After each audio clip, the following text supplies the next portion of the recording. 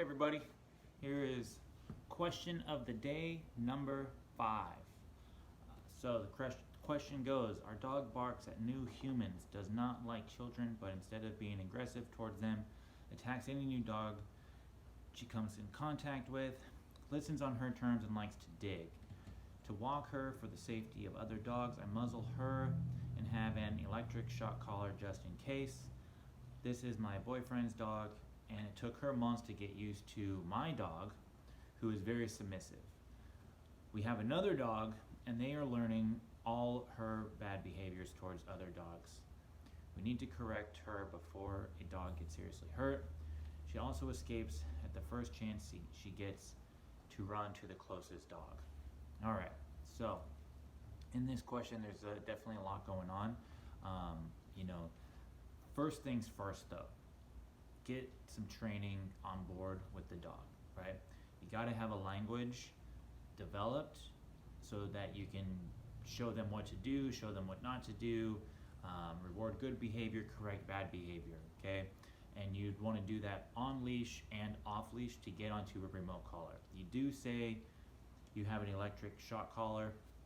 I don't know what the conditioning of this collar looked like, but I would suggest going back and also taking a look at the collar you have. We recommend mini educator collars from eCollar Technologies. Those are the ones that we use. So you'd want to go back and do your conditioning over, possibly just to make sure that the dog understands what no means. And that's definitely a process, right? You could possibly just correct the dog, at the first moment, but typically we are too late in that, and we're not catching it early enough. So you're going to want to just take a step back, develop a language first, okay? She doesn't like children, that's okay.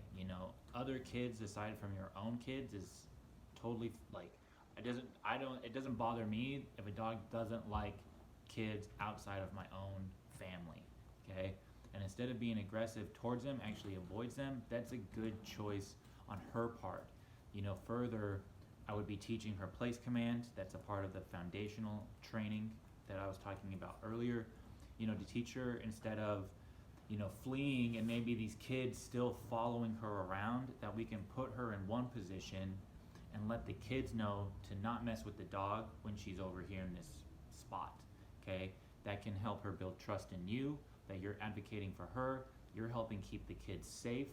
On the other hand of that, you can also put the dog away. If you have kids, it sounds like maybe that's what's going on here, and their friends are over, you could just as well as put your dog away. They don't need to be friends with those kids. And it just puts a lot of pressure on your dog to have to do well, right? And you have a lot going on, so you might not be in a position where you can follow through with what you're asking of her. So it might be best just to put them away and keep them all safe, right? She listens on her own terms, so this is another aspect of get some good training on board, but you also have to buckle down inside the house. You got to control motion, you got to control freedom, you have to control resources. You have to become relevant to your dog. If we aren't relevant, what's the purpose of them listening to us when we ask them to, right? If we want our dogs to listen in any given circumstance, they have to understand that in order to get what they want, they have to listen to us. It benefits them when they listen to us, okay? To walk her for the safety, I don't know if it's your own personal dogs or other dogs who might be out on the street. So first off, no on-leash greetings, okay? When you're out on a walk, you're walking. It's you and your dog, you're working together. So there's no marking, no sniffing, no pulling, no lunging, no barking, no going to meet other dogs, no going to meet other people. You're just walking together, okay? In a nice, calm, structured heel with the dog at your side or behind.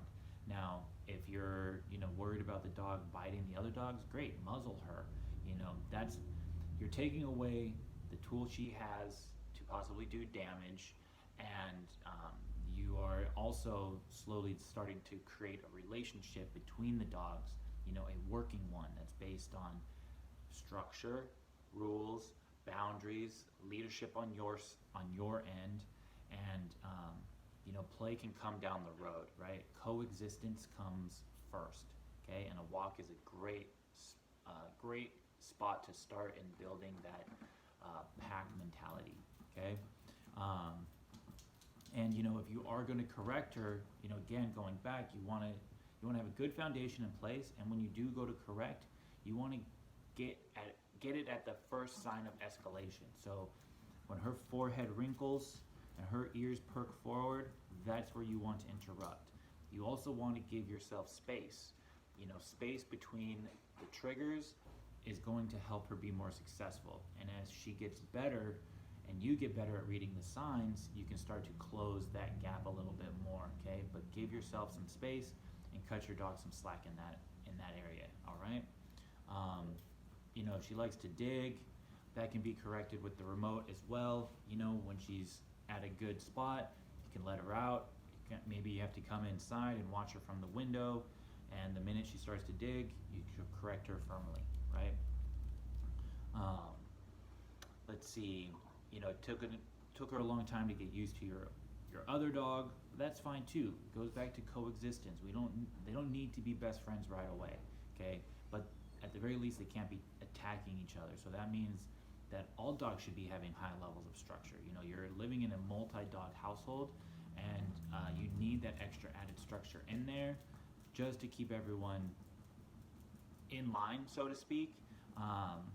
Because if stuff starts to become negotiable and there are no clear boundaries in play and stuff is up for grabs, that's when we're going to start to see dog fights happening inside the pack, and then we can start to build grudges, and it's a slippery slope when there's in-pack fighting, and it's a hard one to come out of, okay?